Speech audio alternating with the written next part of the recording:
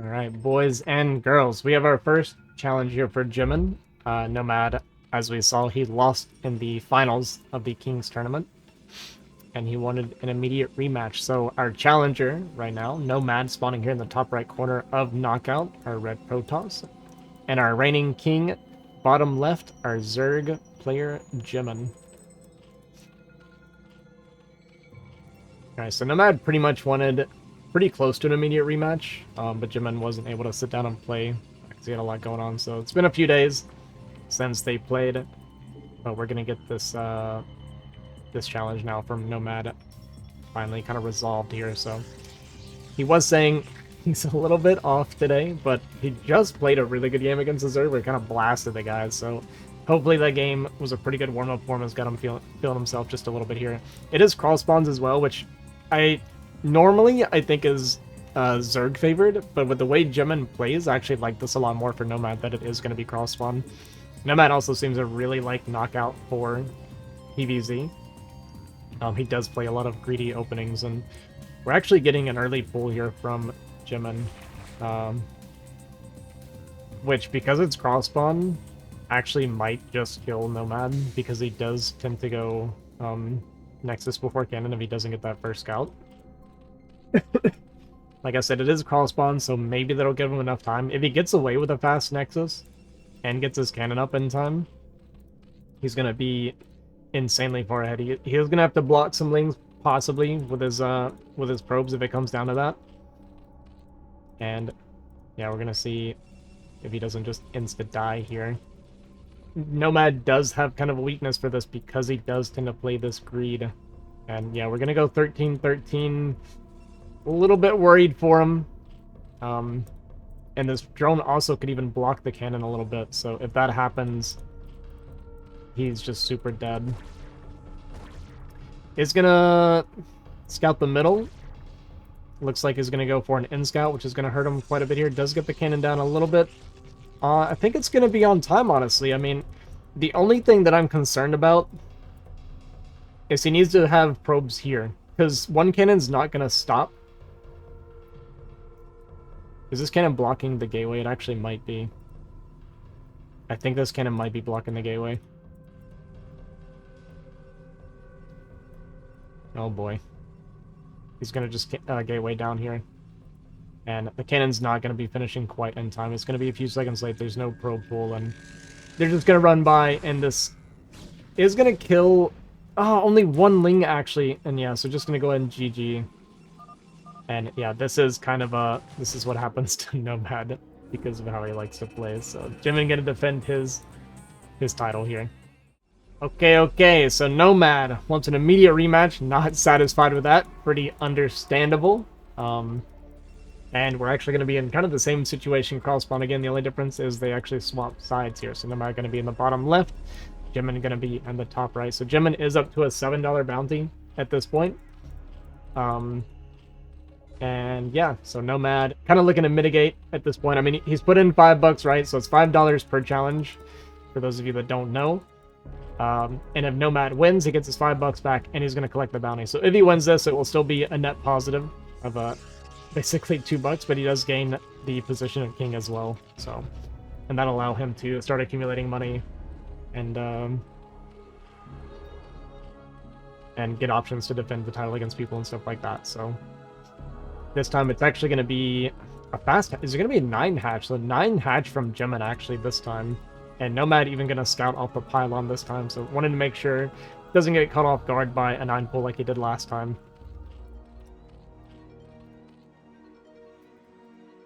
But yeah, interesting 9 hatch. I see 9 hatch so incredibly rarely in this matchup. I'm actually a little bit ignorant about what that's good for, to be honest with you. Like, maybe, I guess it could be really good against a cannon rush. I guess it could crush a 9-9. So really anything aggressive, I imagine it's very good against. But yeah, a more knowledgeable Zerg player is actually going to have to inform me about that. So yeah, going to be that 9-9 from Jimin. It is after Overlord as well, so it's going to be, no like crazy lings or anything, right? But does allow for a very fast hatchery. And Nomad actually thinking about going for some cannons here. He's at least going to fake it. We'll see how much he wants to commit to it. There is a second probe on the way, so... because it was after the Overlord, the pull's not going to be super fast. And yeah, I guess it was just going to be a little bit of a fake there from Nomad, but there's not a probe in position to start the Nexus right away, so unfortunately for him, going to be a little bit behind. But probably also was kind of thrown off by how fast that hatchery was, so I think he knew that this was a very, very early hatchery, so he decided to play a little bit safe and just kind of fake it. But there wasn't much reaction from Jimin, ended up just pulling 2 drones in total. So if anything, Nomad actually kind of lost out on the eco, and his hatchery, or sorry, his Nexus is going to be much further behind this hatchery.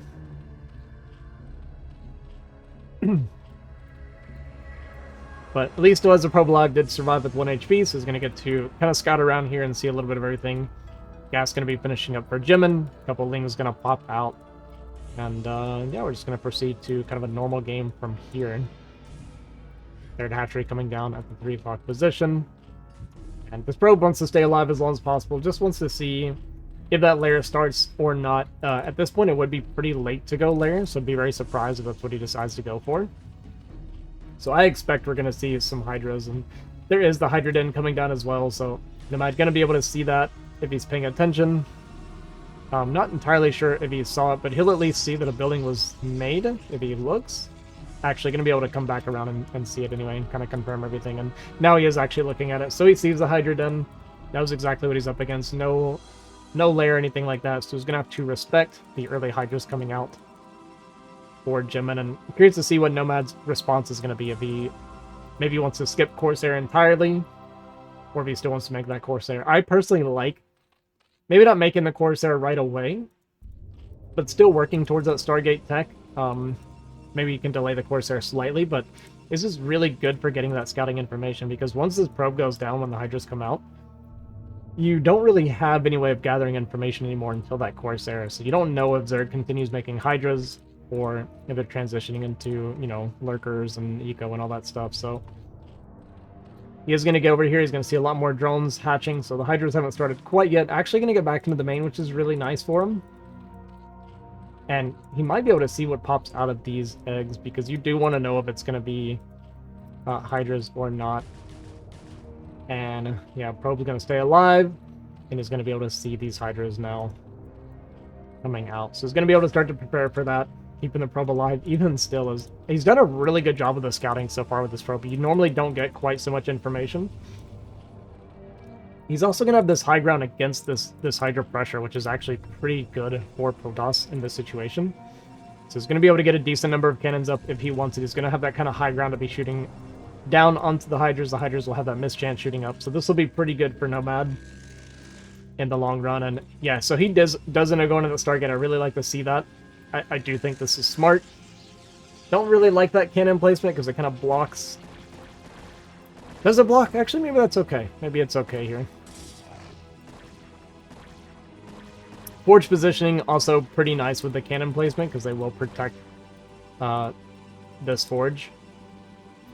Not like 100% because it can still get this angle, but at least prevents them from getting down here. So it's going to lower that DPS quite a bit, which will allow that forge to potentially finish its +1, because the rest of them will have that kind of mischance as well shooting up here. So that might end up buying the time that he needs. Archives on the way, Corsair coming out, and going to be able to catch his Overlord too as the Overlord flies in. So that'll be kind of a nice little pick as well for Nomad. And behind this, we just see nothing but Hydras so far for Jimin, so he's really going to be committing to this. And yeah, this Corsair is going to be able to kill this Overlord and get the information that it needs.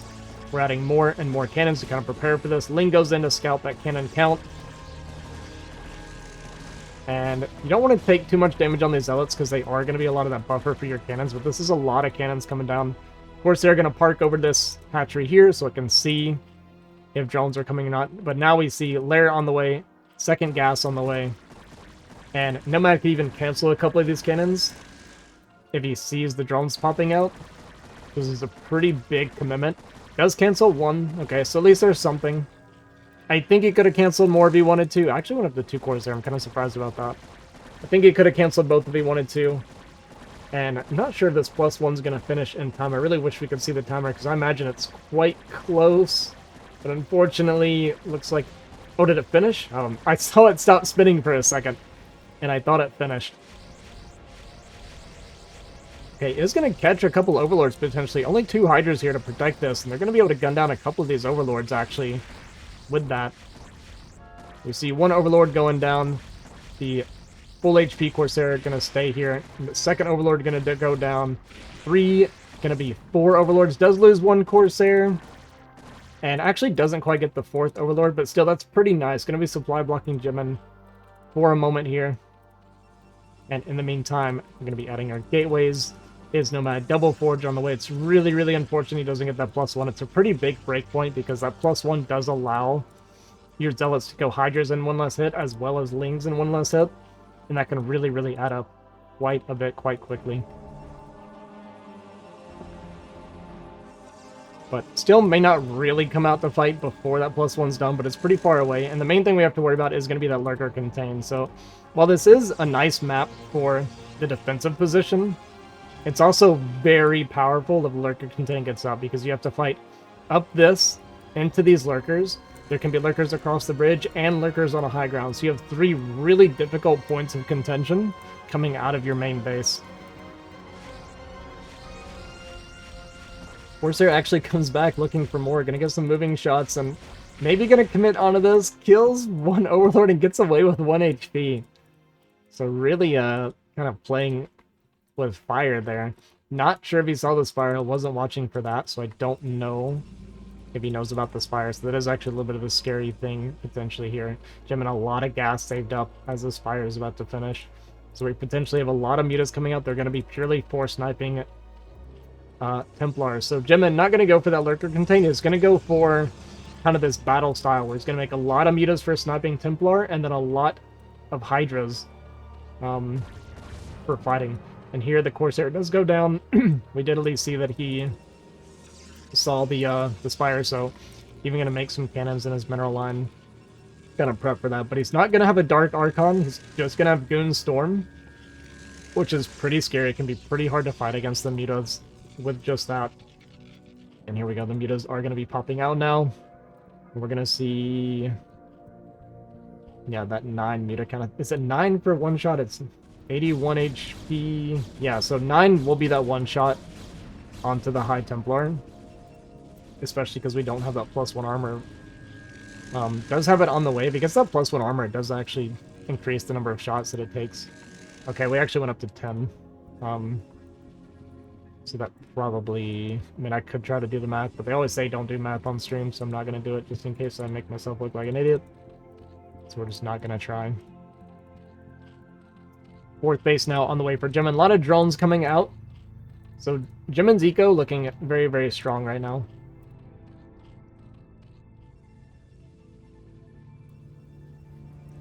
But Nomad does at least get to come out of his base.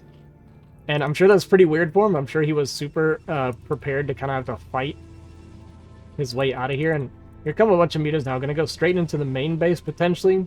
Going to be hunting for some of those High Templar. These goons do pop out. And going to go towards the mineral line now. There's only 2 cannons here, which is not going to be able to stop these mutas. So we're going to see that probe transfer. A little bit of a late response here from... Oh, there was a Templar down here. Okay, I didn't see that. But it looks like the storm did get dodged.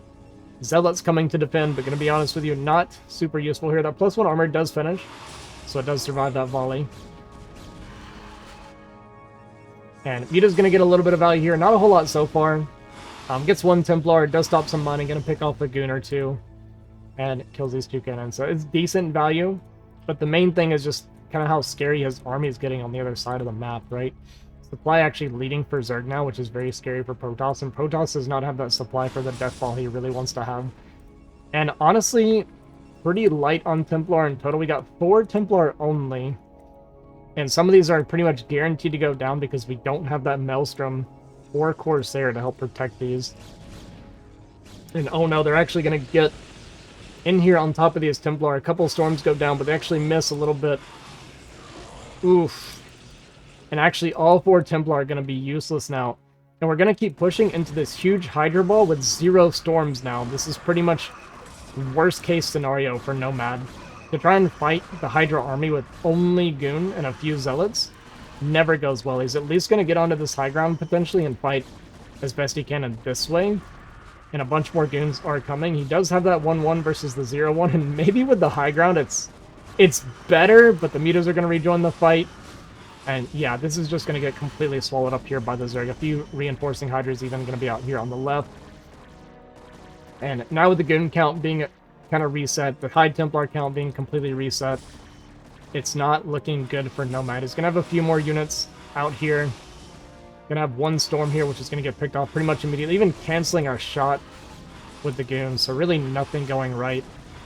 And these Templar are going to jump on, or get jumped on by this unit. Does get one Storm off, but it's kind of a weak Storm. And I think Jimin is just going to be able to break through this position very easily at this point. There's a really nice Storm from Nomad, but it's just too little too late. There's just not much here. And GG going to be called, and Jimin going to take this game as well, defending his ground for the second time.